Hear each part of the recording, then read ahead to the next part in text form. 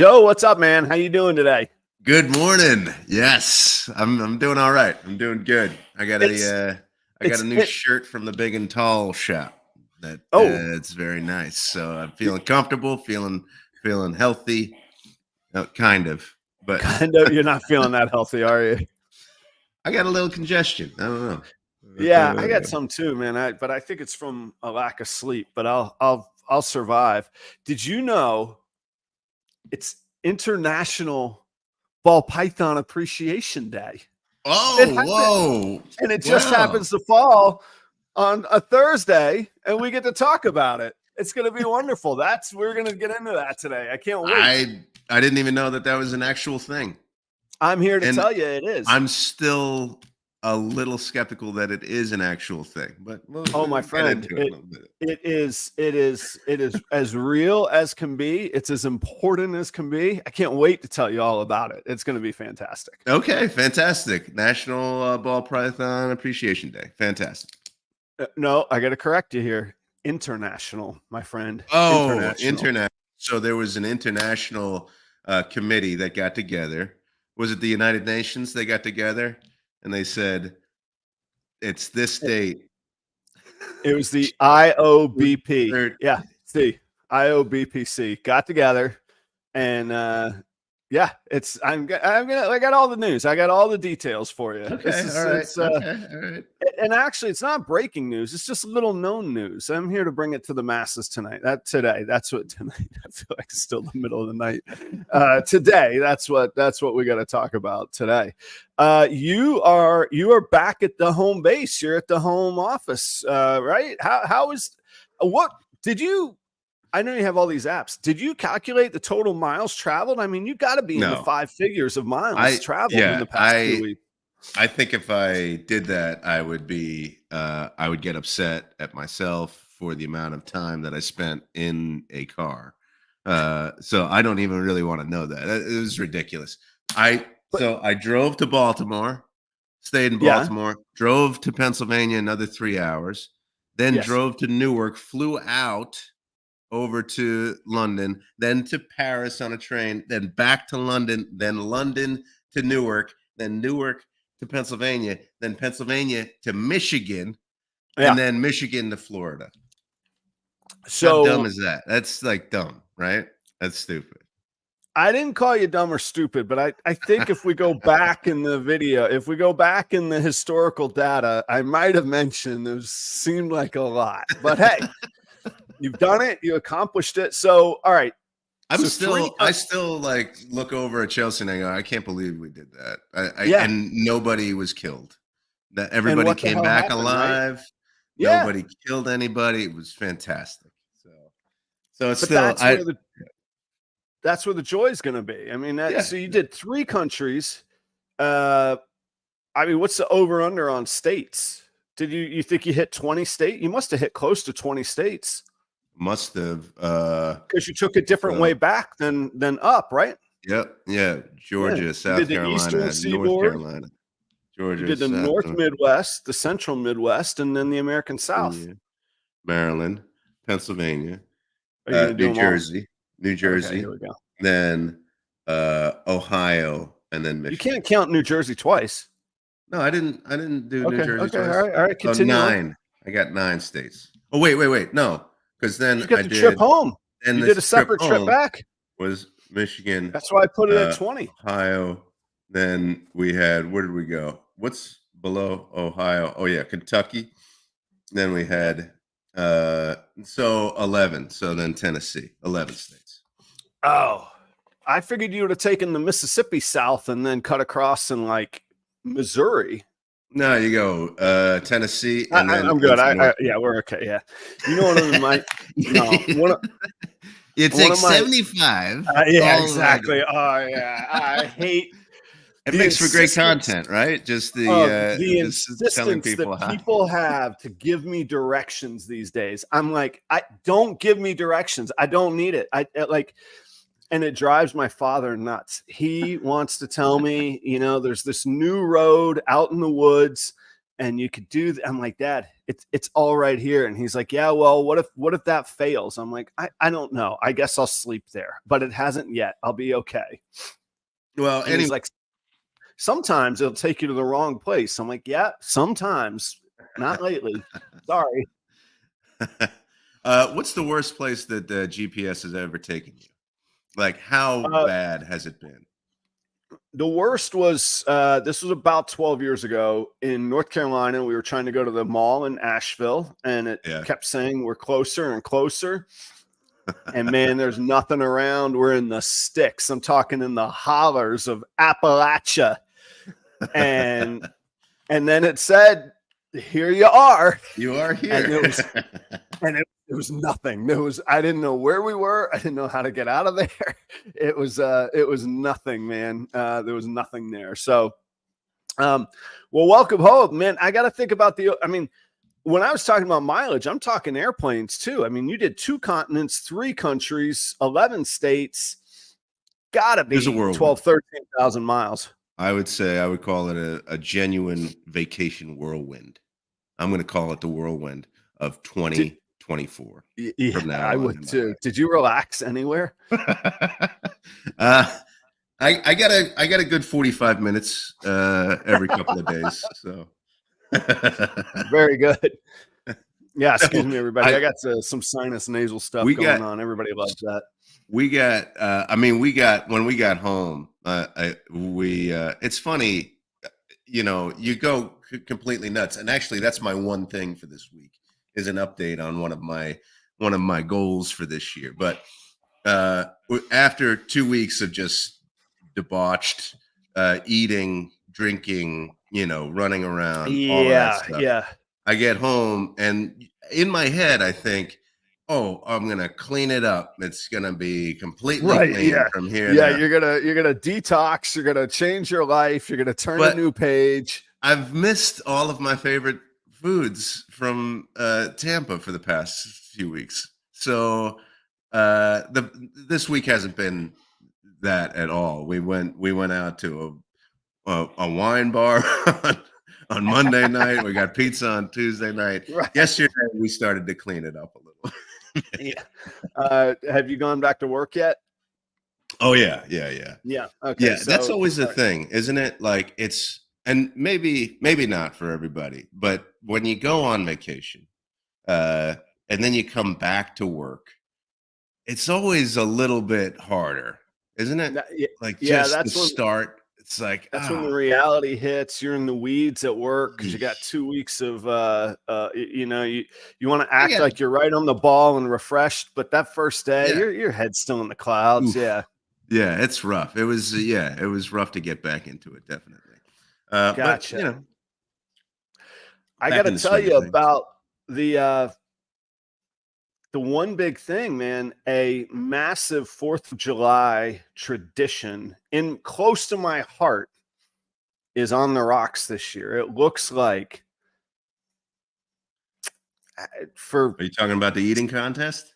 For 17 years. Yeah. Joey Chestnut now is not going, he says, as of right now. Now I got 2 theories I got to tell you about because I smell what's the Shakespearean saying? Something's rotten in Denmark. There's I smell a little problem with this beef, if you get my pun there. All right. So the audience, here's the backstory of why it's special to me. In my days at the PGA Tour, we worked like crazy, and everybody knows I like to work, blah, blah, blah. Well, at least they did it right. If you worked a holiday, you got time and a half on PTO. You didn't get time and a half on your paycheck, but you built up extra PTO, which is good. That's great. That's future money. You cash that in, whatever. And I resented working some holidays. You get tired of working Thanksgiving and Christmas and that stuff.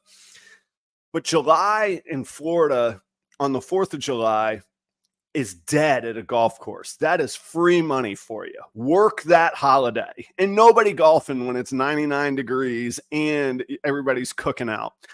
So my buddy, Brian, our Philly buddy that was going to do WrestleMania with us when it all fell apart in Philly, He's the opening manager, and he and I will bet on anything. We will wager money on anything. The only rule is that we can't ever wager more than $1 because we will make horrible decisions. So he would be the opener on July 4th. I would be the early mid. And by noon, the restaurant there's nothing going on. And so we would pass the time handicapping and wagering on the various competitive eaters.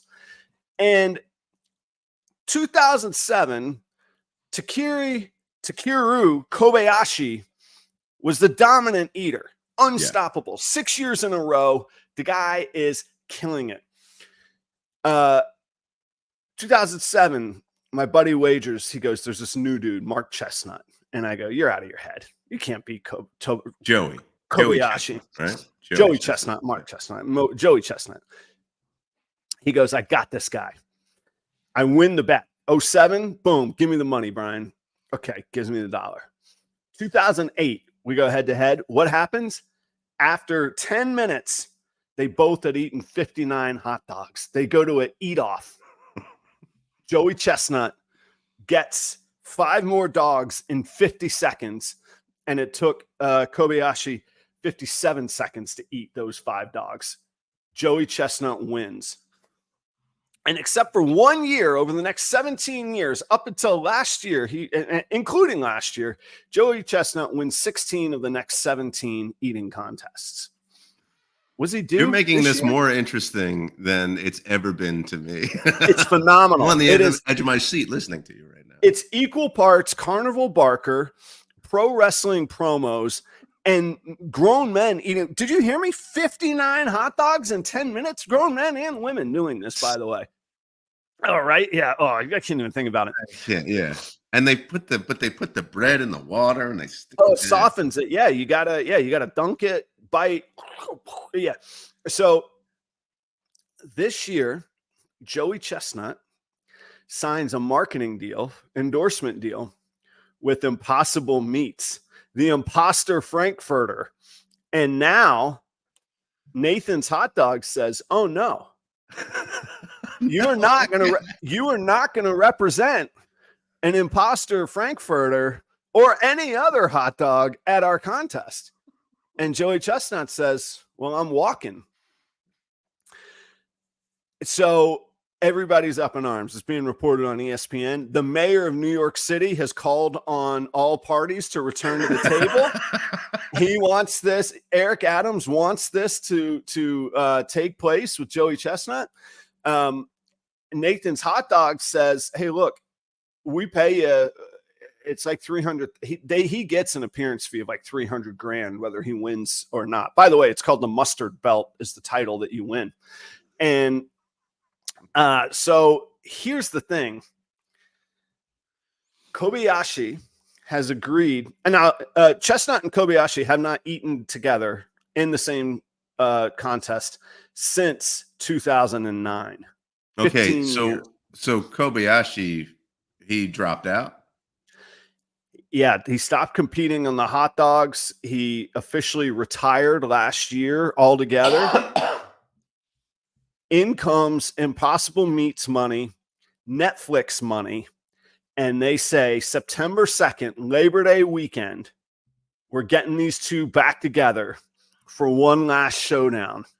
So you got Impossible Meats money. They got a lot of VC money flying around, venture capital. You got Netflix money. Joey Chestnut says, and according to Chestnut, and according to both camps, Chestnut's willing to do it, but he has to represent Impossible Meats. And Nathan says, no way. So here's what I think is going on. Just let's play this out for a minute. Everybody's talking about it. Even our little snake show this morning, we're talking about it. We're running promos right now for Nathan's Hot Dogs. This is how you talk people into the building. That's the old Dusty Rhodes thing. You cut amazing promos, you talk people into the building, and you get ticket sales. Nathan's and Impossible Meats are getting all this coverage right now. Joey Chestnut's already getting paid Netflix money. Kobayashi's coming out of retirement. Everybody's winning here. All parties are winning right now. At the last minute, They sort out a deal where Chestnut gets to eat Nathan's hot dogs, wear Impossible Meats t-shirt at the contest. They don't announce it. The last one announced by the dude, the ring announcer, Carnival Barker, pro wrestler. And at the last minute, the Hulkamania music hits, and out comes Joey Chestnut, wins the tournament with 62 dogs, and sets up the biggest showdown in history for Labor Day weekend. That's for Labor Day week. That's what you're thinking. He's going to do both. There's too much money to be made everywhere. Yeah, they're talking this up. This is classic pro wrestling. Talk them into the building strategy right here. Just that both parties have camps. That you this camp said this camp said this. Yeah, they talking about competitive eating, which I learned that there is a whole circuit. There is a whole circuit of this type of thing and Joey Chestnut. Actually, I heard of Joey Chestnut before he won or even entered the hot dog eating contest. And maybe that's why your friend. That's why my boy Brian, he was like, "This is the guy. This is the sleeper. This is the new Philly coming into the race. I'm taking him in the closing stretch." Yeah. There was this thing. I don't know if it goes on anymore in Philadelphia called the Wing Bowl, and it takes place at one of the big arenas in Philadelphia. I think it's not the Spectrum that was destroyed long ago. But I think it's like the Wells Fargo Center or something like that. But it's the Wing Bowl, and it's how many wings can you eat or whatever, and it's like a tournament. And Joey Chestnut, I think the year before he entered the hot dog contest, he won that, and that's probably why he was known by your buddy. Yeah, well, and he gets to your point. There's this whole circuit, just like people didn't know about the ball pythons. There's a whole eating circuit. So, and Joey Chestnut is the king, like for a decade now. Yeah. So he gets these appearance fees. That's how he makes his money. This guy's making millions, and now he's making more millions. But I'm telling you, they're going to have it figured out. And here's why too. I read an interview with the Competitive Eating of America, whatever, the lead guy on this thing that does all this. He had all of his promo lines. He's like, Nathan's is all about the red, white, and blue, and Joey Chestnut's only about the green. Whose side are you going to be at? Like, it was just, it's like they are doing this thing. You know what I'm saying? Classic wrestling stuff. Yeah. What you gonna do when Joey Chestnut runs wild on you? They're gonna have Stone Cold there breaking the glass by the end of this thing. So stay tuned on that. This is gonna play out over the next 3 weeks. And the way I see it, everybody's getting rich. Why wouldn't they make this happen somehow, some way? Somebody's going to bend and break and figure out how to get more money. And the ratings that's the other thing. It's broadcast on ESPN. ESPN has nothing but an interest in this to talk it up and over report it for the next 3 weeks, to just like, even if he doesn't show up, just to plant the seed that there might be an 11th hour resolution. I think they needed to inject some kind of drama into this. That is true. I mean, after 16, 17 years of just Joey Chestnut beating everybody at this thing, the bread got a little stale. Yeah, that's true. Yeah, that's a good way to put it. All right, tell me one thing I got to know, Joe. I can't follow that up. But I was going to say, I'm getting back into it after a few weeks of being away and going. I have this silly Savage race that I'm doing in a few months or maybe 9 weeks from now. I really got to trim that. Savage? What is a Savage race, and why? I don't do much that's Savage other than Randy. That kind of Macho Man Savage. That's cool. It's like an obstacle course race that's like 5 to 7 miles. So you run in between these obstacles, and it's like you got to cross a big pool of dirty water on like monkey bars and stuff like that. So yeah. you Do know, people like do like the cosplay? Like, will you dress up as a kid? Like, could you be Randy Savage in the Savage race? I could if I wanted to, but really, I just want to survive this thing without breaking my leg or whatever. Actually, you Yeah. know, you bring this up. I've seen this video of this guy recently where he does an impression. He does two impressions, and his whole body. So he starts this way, and he looks Oh, like does he Hulk do Hogan. both? He goes Oh and he my does God, a I gotta Hulk see Hogan it. thing, and then he switches and he's Randy Savage, and he's really, really good at these Oh, impressions. please send that to me. That should have been your one thing. I don't need to know how tough it is to go back to work. Yeah, whatever. No, I was gonna say one of my goals. I had a few resolutions, 2 reptile shows this year, which That's I'm right. not doing good at. Slacking. And my second thing is to lose, I think it was 25 pounds. So Yeah. I started out this year at 280. It was Yes. 280. Right. And then, okay, with my sickness, I got Yeah, down you to brought 2. your little ringer into the game, your little appendix, buddy. Yeah, he helped you out. My appendix, I was down to 230. So what is that? That's 50 pounds. So I 50 doubled my pounds. You goal. doubled it up. So that what are you trying to say? That absolves you of a reptile show because you doubled That's up it. the weight? That's it. That's what happens. I don't have to Hey, go to any reptile shows. let me float this out there. What are the odds of you getting up to Baltimore/Philly area on the weekend of after July 4th, the 5th and 6th? July There's a little 4th. there's a little shindig. We could have a little proper cup of Joe appearance at the Warfelstock Summer Reptile Breeders barbecue.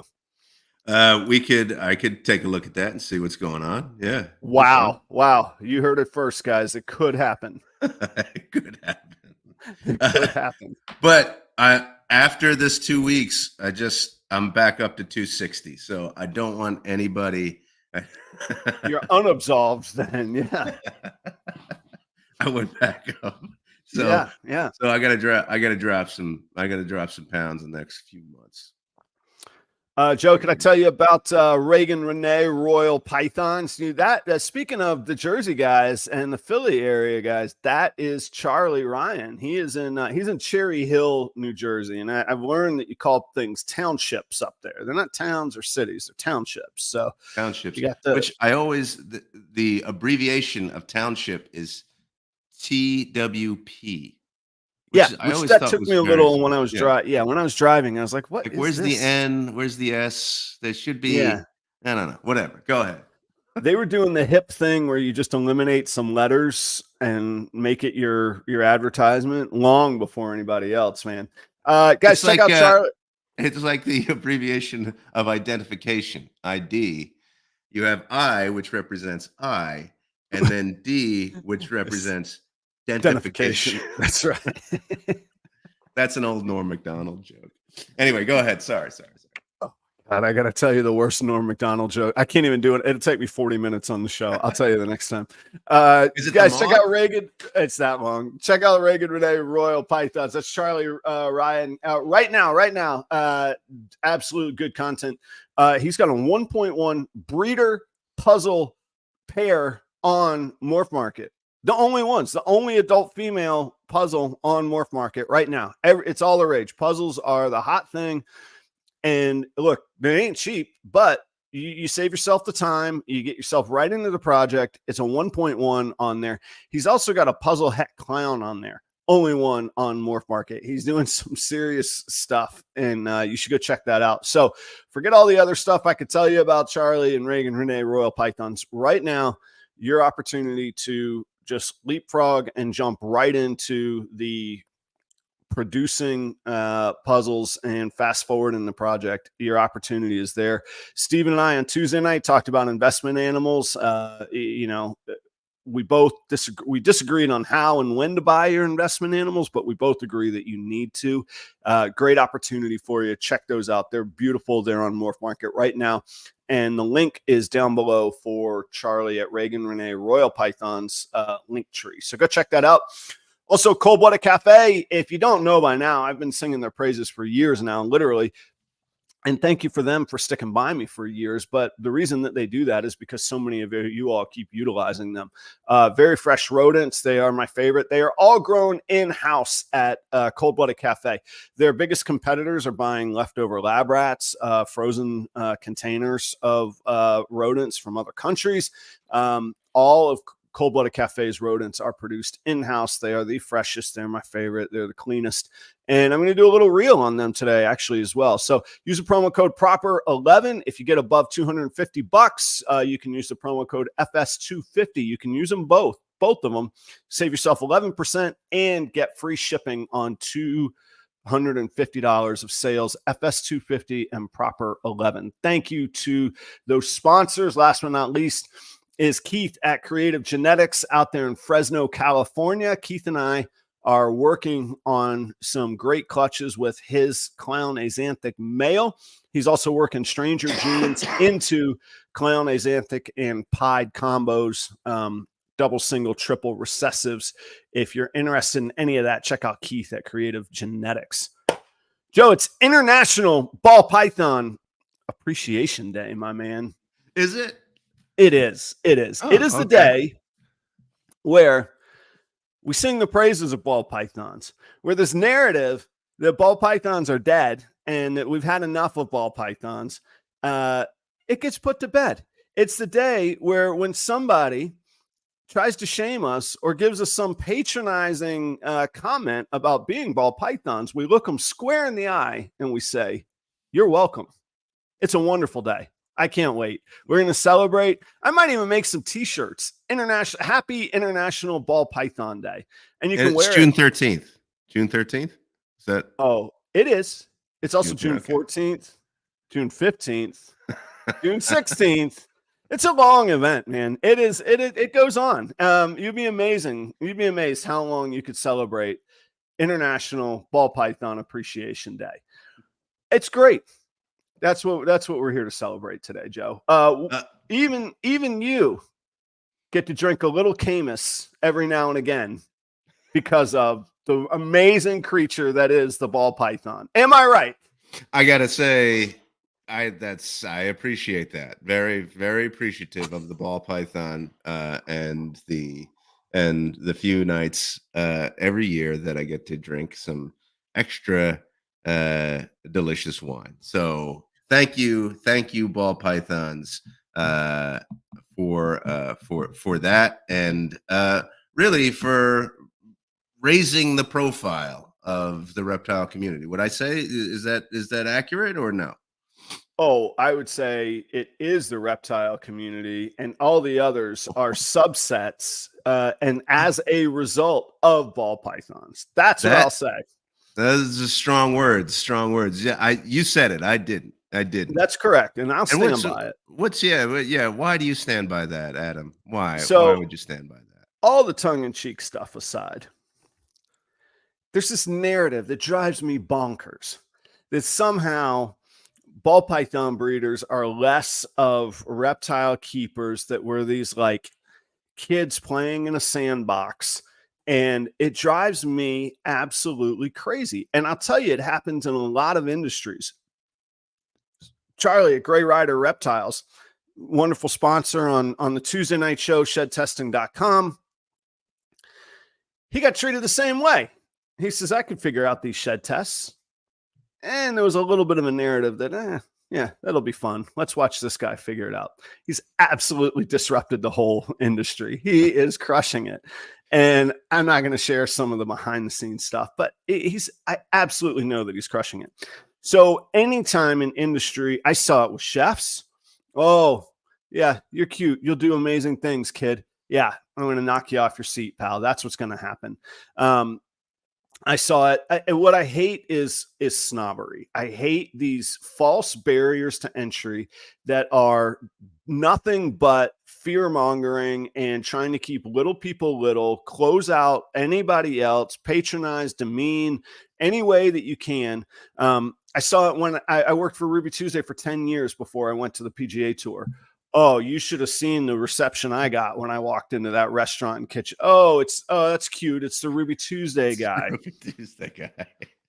What they didn't know is I was doing about 4 times the revenue in my little Ruby Tuesdays than that flagship of the PGA Tour ever would do.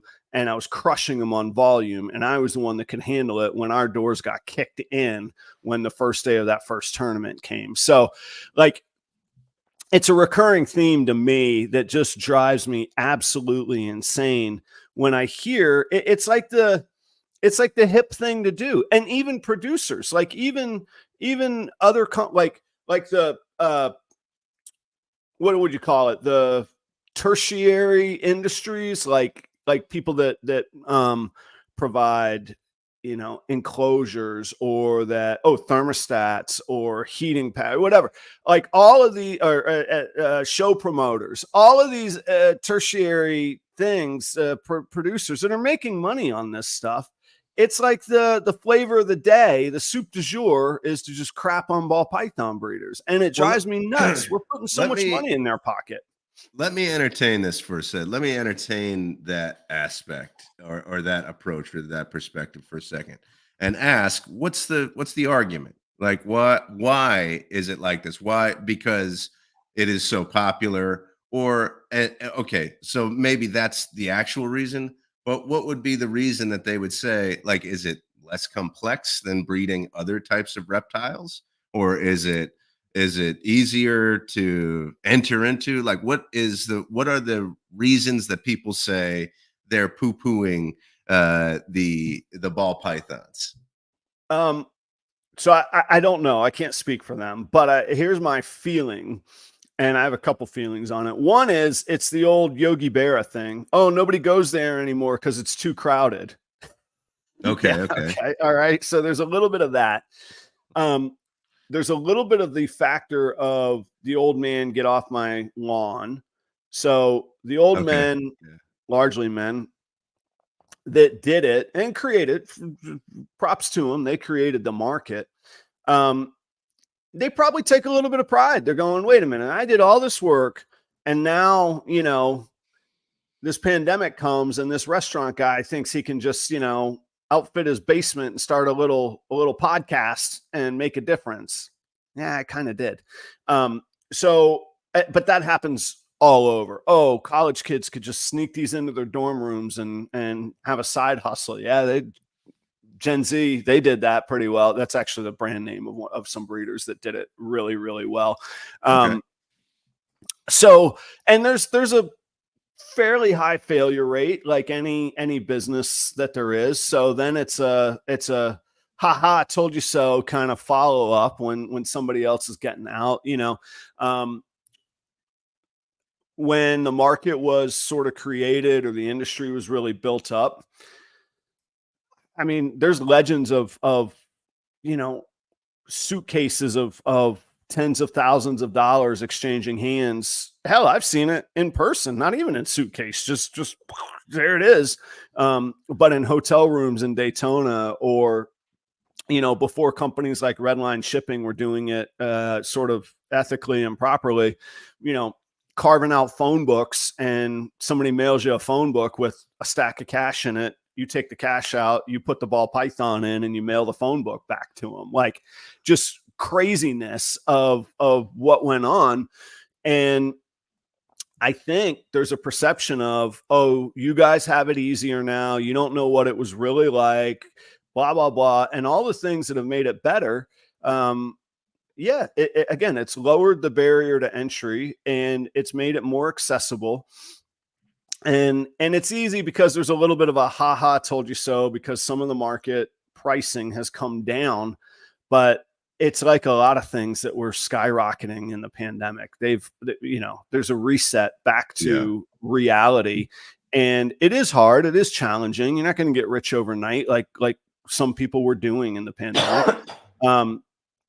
But it's all those things. but it's kind of stuck. It's not, a lot of these little fads and drama things tend to come and go, and I see them come and go all the time. This one's kind of stuck, and it drives me nuts because there's new promoters promoting new shows left and right. They're bringing more people in, doing it better and better. And it's like, as people do it better and better, and the facts and the people's actions demonstrate that clearly there's a great market to be had and there's great opportunity to be had. And as that gets proven and shown, it's like the narrative has to get ramped up and they have to turn the volume up and scream louder because they're going to get proven wrong. If not, like winning is just going to be the best outcome, but they have to amplify the noise because if they see themselves losing, kind of thing, so that's my thought on it. And it drives me absolutely insane. So I get a little protective of it, I keep thinking about this thing, and maybe there is a relationship here, but like watching Chelsea, my significant other, go through like get her PhD, right? She's writing, she's submitting certain pieces of her dissertation, and what she got back, or even in her class, in the classes that she took. And it was my experience as well, going through like anything in academia, right? You go through and it's all deconstructing. It's all like, I'm going to deconstruct your point of view. I'm going to tell you where you are wrong, right? Because that's the easiest thing to do, is to look at something and go and point out all the flaws and go, and you sound actually really smart when you do that. You go, that's right. That's true. but you haven't thought about this, but you haven't thought about that kind of thing. I saw it with my brother too, like very deconstructive, but not constructive at all. Like, not going, here's your issue, and here's the solution. You know what I mean? It was all about just deconstructing. And I think there is a human tendency to want to do that. Maybe it's the way that we were trained to think. Maybe it's an innate thing to kind of go, yeah, I've thought of that, and here's where your new idea is wrong. Or the new thing that you're doing is wrong. I've been here for a while. I know what I'm talking about. So I'm going to show you what that I know what I'm talking about by saying how you're wrong. But it's much, much harder. It's much, much more difficult to actually come up with the new idea, to come up with the new thing, and to go and to actually be constructive and build on top of what has already been done. So I think it's like you said, like in any industry, there's going to be the people who have been there who are like, yeah, let's not change. Let's not go too far in this direction or that direction, because they're protective and they want to hold on to the status, or maybe the position that they have in that industry, and they'll do it by deconstructing. What do you think of that? I don't know. Is there an element of that's involved in this? Yeah, there's that human element, and you're right. We for whatever reason, we associate knowledge and maybe even power by, I'll take it a step further, not just deconstructing, undermining, hurting, attacking other people. There's also sort of a way of how we express our expertise on something. And I'm in this consulting world now. I still have a toe in that water.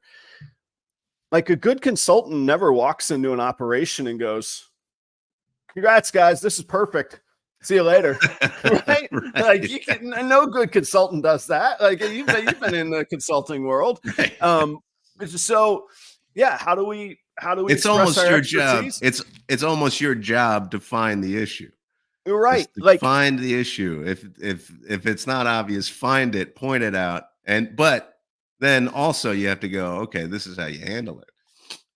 But what's amazing though is almost no consultant goes, "This is what you're doing excellently. let's magnify that. Let's make more money by doing that. Let's take the 80-20 focus and shift it to this amazing excellence over here. You almost never hear that, but that's an amazing strategy too. And honestly, I would rather hire that consultant, to tell you the truth. I can look around. I know, I see what's wrong. I'm aware of some faults,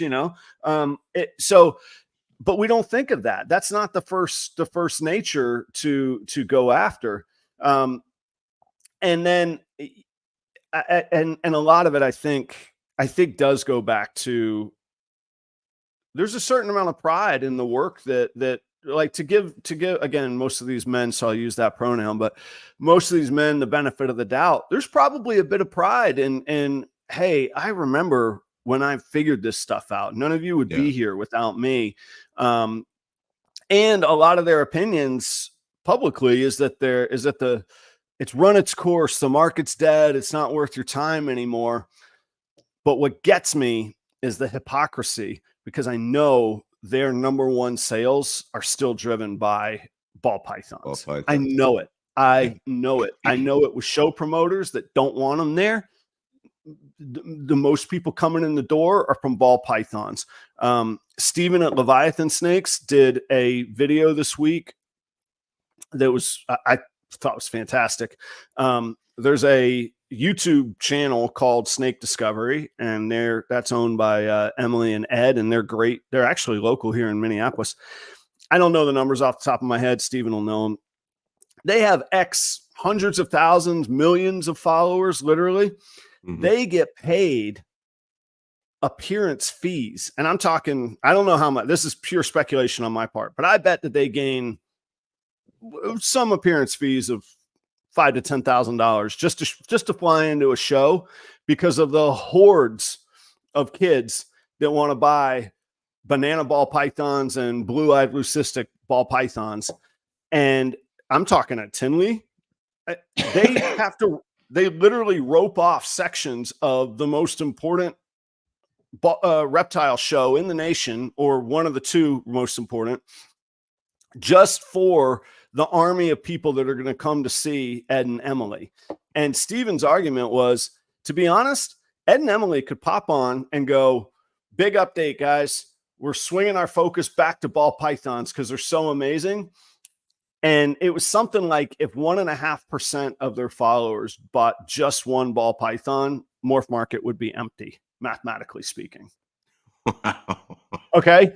Right. All right. Yeah, so that's where you start going, oh, wow, wait a minute. Yeah, this narrative doesn't quite have the legs. And to go back to a credit to you, Joe, and a comment from Shane at Small Town, not all of us, a lot of us ball python breeders sit in this circle and yell narratives at each other, and we close out everything outside of our circle. And here comes a guy like you that goes, well, why is that? Why would you do that? Why are we worried about that? And it's nice. I think that's where the show starts to get some traction, is that it's a nice perspective outside of our little world of, because there's a few like narrative deciders, and then everybody chooses teams. And then we have these like binary yes or no discussions at each other, versus going, well, how does any other business drive a market? Oh, the market's down. Build your market. Go create a market. Go advertise. Go get out in front of new faces, new people. And we don't think about that stuff. So I think that's all in the mix. I think so. What I have talked about in the past is going out and finding, is relationships with external entities, right? But this is more about internal relationships. This is more within the community that already exists. So what it makes me think of, and I really like what you said, is like, let's lift people up. Let's say, hey, you're doing a great job. That's what you do in like to change leadership training culture in your company, is you don't necessarily go, don't do this, don't do this, don't do this. The best way to change culture in the direction that you want it to go as a leader is to point out good behavior and publicly and say, this guy or this woman or this person is doing exactly what I want them to do. And to lift them up in that way so that people go, oh, okay, they're doing that kind of thing. Maybe I'll try and emulate that. There's an example. So it's more of a positive approach than going, don't do this and don't do this and don't do this. People just kind of go like this, and they don't feel free to develop, to grow, to change things for the better, to take risks, all of that kind of stuff. If you really want your industry to grow, and you can work internally like that, I think it's probably the most important thing is to go, oh, that person's doing something really cool. I like that. Let's lift them up. It's like what I just saw the comment was, ball python people seem to be more positive than other types who are like crapping on each other a little bit. I don't know if that's true or not, but the sentiment is, yeah, lift each other up, or lift up certain people that you appreciate that are doing good things within the industry. So then that offers a certain direction in which the industry can go. To be stagnant is death. You have to change, you have to evolve in order to stay relevant, in order to keep up. So it's going to change no matter what. So change is inevitable, and that's Yeah. what people are facing. Here's the one missing nuance in what you're saying, Joe, because I agree with you, except that the human nature is, there's two parts to it. One is a lot of these folks are competitors with each other, or see themselves as competitors, and they see it as a zero-sum game. As in, there's X amount of money in the market, and if you take some, that means I get less. And I can't build you up because you're going to take less, which is that's the old imperialistic idea of, okay, there's only X amount of money. There's not X amount of money. Steven just demonstrated it. You get 1.5% of Snake Discovery's people to decide that they want a ball python, and the market gets flipped on its head and everybody's rich again. It's that there's so much more market space out there. So to go, there's only X amount of money is absolutely asinine. However, in my opinion, it is a natural weakness to go, no. If you're good, that makes me less good because there's X amount of goodness. So I got to make you look like crap because I got to go get that money. Yeah. And so I cannot build anybody up. And that drives me nuts. Oh, cool. You got into the show. Excellent. I'll see you up there. I wanted to bring up Creative Reptiles comment. Stephen A. Smith on a morning show. I think it was actually Get Up with Mike Greenberg is the one that I saw. But Andrea Carter, one of the commentators on there, she is, I think she's one of like the basketball analysts or whatever, the talking head. She has ball pythons, and they talk about it a little more often and more often on the show. I actually made a reel, and I tried to tag Andrea Carter. I did tag her. She did not reply. I also tagged Mike Greenberg. He did not reply either. Yeah, it's out there. And I think, when this stuff, because sometimes it even gets overwhelming. You just, and I get it. I have a little bit of a bigger platform, and I've made myself a name and a face and that stuff. So people want to throw darts. So I probably catch a few more darts than a lot of other people, but it drives me bonkers. And I'm telling you, my new answer is going to be, you're welcome. Happy International Ball Python Appreciation Day. Let's celebrate, because they're the backbone. They're still the standard that everything is judged against. I know that the money coming in the door is largely for ball pythons. And if I look at the animals going out the door, it's ball pythons. The genetic diversity among any other species, like I'll just use iguanas, for example. People's minds are blown that there's like 6 different colors for iguanas. 6 ball pythons. We got like over 200 defined genes. And it's like, oh, these six different colors of iguanas. Look at this. That's why you should screwball python. Get out of here. You can't hang with that. There's nothing. You got nothing on us. Nothing on us. And we're always just one new combo away. We're one economic tweak away, and that's a bigger conversation. And I trust me, guys, I do not want to get into politics or economics. But in the past 3 years, the S&P is up like 33, 34%. It's a massive growth. Just yesterday, the S&P jumped 1%. Like there's money out there. There's a market out there. People can find it. And the ball python, creative reptiles. The ball pythons are kings. That's what it is. So there is my argument. And I just want to wish everybody a happy International Ball Python Appreciation Day. And you can do that any day of the year. And when people want to be patronizing and crap on you, you could just look them square in the eye and go, "You're welcome." Try it out. See how it goes. This has been a theme. I can feel I can hear that you're feeling the heat of this over the past few weeks. It seems to become a little bit more elevated in your mind. Is there something that is specifically happening right now that is elevating this? Oh yeah. I am more and more confident that I am exactly right. And that's what's making that is not wrestling promo. I am more and more confident that the shows are vibrant. The shows are the revenues are good. The people are out there. If you do the work, you could build your brand. Guys like Troy, Troy crushes it at shows. The volume of revenue he does, I'm not going to share numbers, but I've heard, just the volume. I'm not even talking about the actual dollar amounts. There is so much opportunity out there. And I really think that most of it is just people that either didn't have success for themselves and they're jealous and hating. And I hate to call somebody else jealous. That's not cool either. But that have to have an off. What do they call it? The exit ramp. Okay, well, here's my exit ramp out of here. Everything sucks and you're all idiots. Okay, great. See ya. Or the old men that are still in it going, well, all you new people, you don't know what you're doing and blah, blah, blah.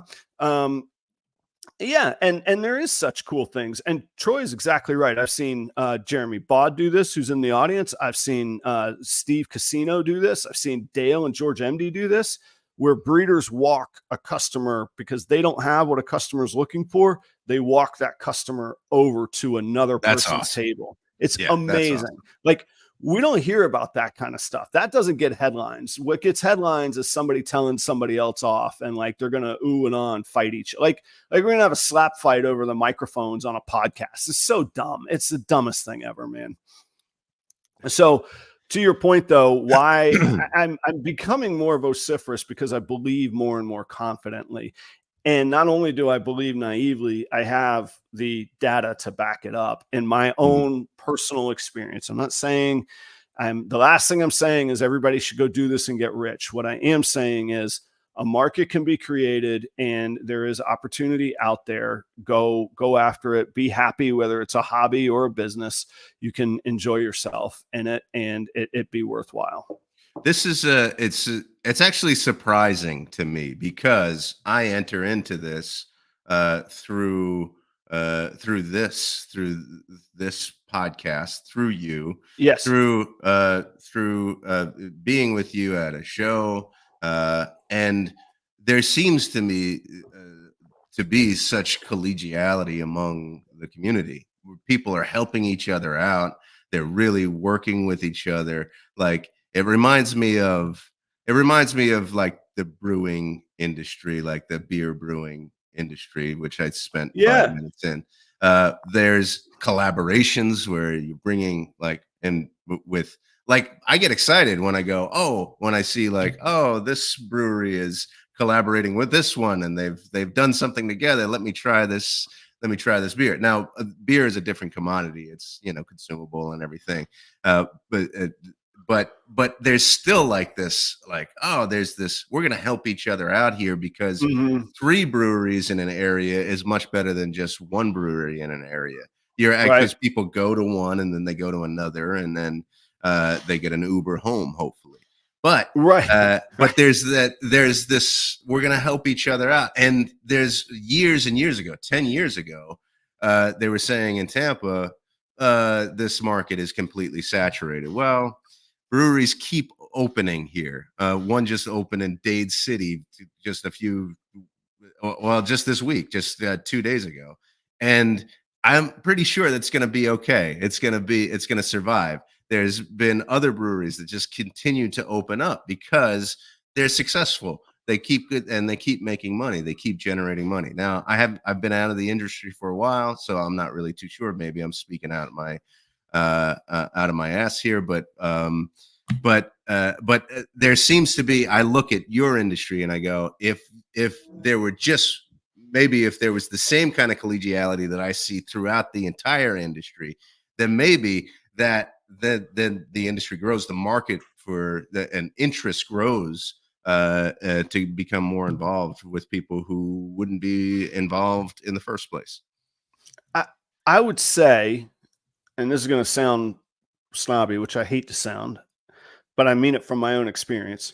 I would say most people can't comprehend the volume of what 3 to 4 million people in a metro area actually means. Whether it's breweries, no brewery is going to supply 3 to 4 million people in a metro area with enough beer. They can't do it. No ball python breeder is going to supply all the ball pythons in one metro area with the ball python needs. It's not possible. Same with restaurants, all of it. Now, like you say, beer, you buy one, it's gone in a couple hours. And I'm talking fully gone. Food similarly. So you can have more and more. You can have more and more ball pythons. You can't quite have them in the capacity that you can have beers. However, even if that market, even if people only buy one, a market of that size is absolutely massive. And I don't think we could get our heads around even what a market of 400,000 or 100,000. I mean, I have no idea how big the Des Moines market is, but Des Moines, Iowa doesn't strike me as a massive market. It is a great show for me. I love doing that show. And honestly, I haven't even worked that hard in that market. I've worked my butt off in Wisconsin. I've finally started to get some traction there in a very small market. I have no idea how big or small Des Moines is. It does great. I don't even advertise in Des Moines. I advertise in Wisconsin and Minnesota. But well, you have a branch. You have a branch office in Wisconsin, right? We do have the branch office in Hudson, Wisconsin. And I will say, as a follow-up, we had a wonderful conversation with the Department of Agriculture, and I will be vending in Wisconsin this weekend. La Crosse, Wisconsin on Saturday, and then Minneapolis on Sunday.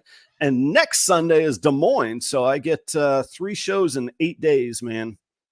About to go a little crazy. It's awesome. That's great. That's good.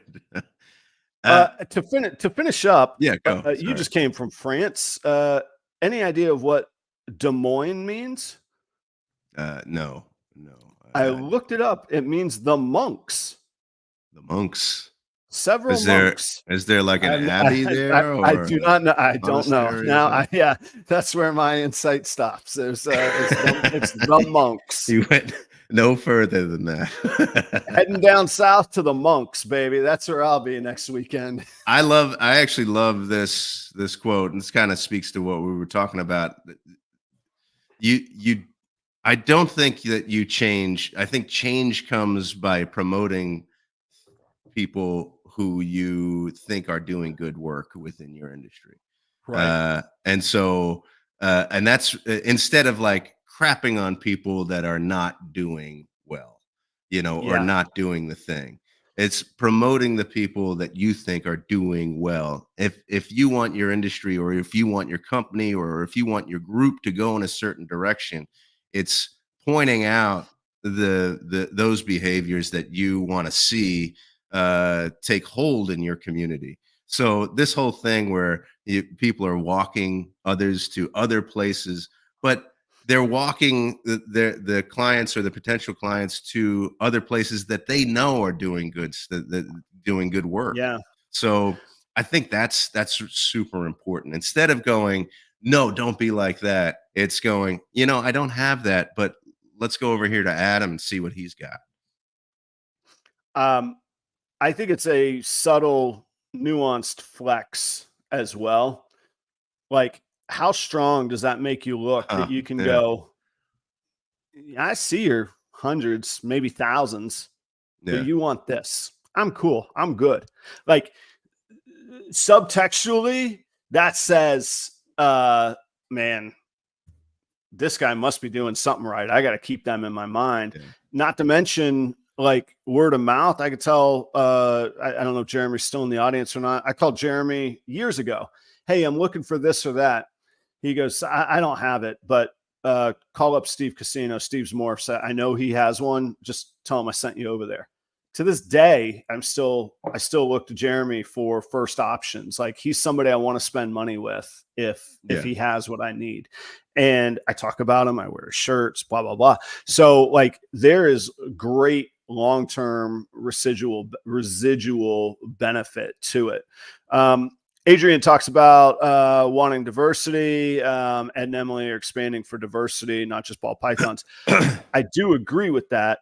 Both things can be true. You can have diversity while still acknowledging that ball pythons are king. And what drives me nuts is that people don't want to acknowledge that. And Adrian's great. Adrian's a ball python breeder. So both can be true. That doesn't bother me. It's the effort put into undermining what we built, which is, hey, if that means we're king of the mountain and people are going to come at us, bring it. But you know what? I'm done. Like, oh crap, I gotta put my shields up. I can't wait. Just don't be ashamed. You're welcome. I'm not ashamed. I was never ashamed. Do not be ashamed of your ball python breeding. I'm going to be ready to tell people you're welcome. Enjoy it. You are welcome. Yeah, there we go. We'll let Troy have the last word. I love it. Anyone who denies ball pythons don't rule the industry is living in denial. All right, guys, I will be in La Crosse. I dare say, I dare say this is the most controversial episode that we've ever done. I don't know that edgy is our brand, Joe. I'm not sure that we should highlight that, because let me tell you that it is a cesspool out there of slap fight podcasts that want to try and be edgy. Springer's got nothing on these guys. So I don't even want to get into that. You really sold me on the International Ball Python Appreciation Day, because I thought it was an actual thing because you were acting so well. And I looked up International Ball Python Appreciation Day. How did that go? What's Google say about that? The first thing that came up was this podcast. Yes, that's what I'm talking about. That's how you make it real, is when it's on the internet. Really? Yep. Oh my gosh. Oh, we're just going to have to feed those keywords right to Google. Guys, get out there, start oh my gosh, take a screenshot and just write Happy International Ball Python Appreciation Day. Let's flood the algorithms with it today. It could have started right here, right now, man. This would be fantastic. Okay, guys, so where are you going to be? Yeah, come hang out. I got a string of 3 shows, and then I get a little summer, I wouldn't say sabbatical, but a little slower time. So I'll be in La Crosse, Wisconsin on Saturday. I will be in Minneapolis at the Bloomington Doubletree Airport Hotel. That is Cold Blooded Expos. It's a fantastic show. They're both great shows, but the Minneapolis one is really noteworthy. Breeders, industry movers and shakers, and I'm not talking about myself. They are there. It's a fantastic show. Come hang out either of those shows, see what's going on. And then next Sunday down in Des Moines, the monks, several monks.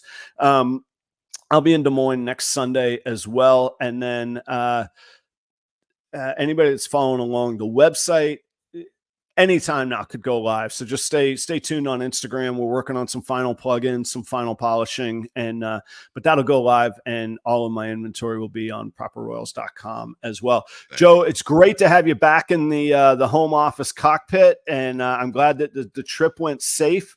and I'm curious as to what I want to put the over under on some mileage here. I'm thinking you had to. I'm going to go like.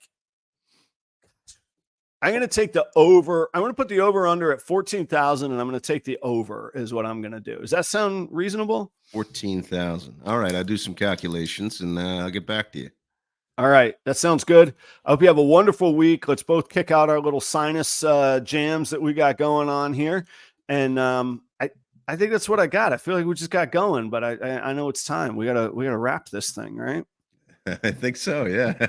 Everybody have a great week. It's awesome to be a part of this community. Thanks so much. And we'll see you next week. Happy International Ball Python Appreciation Day. You guys are all welcome.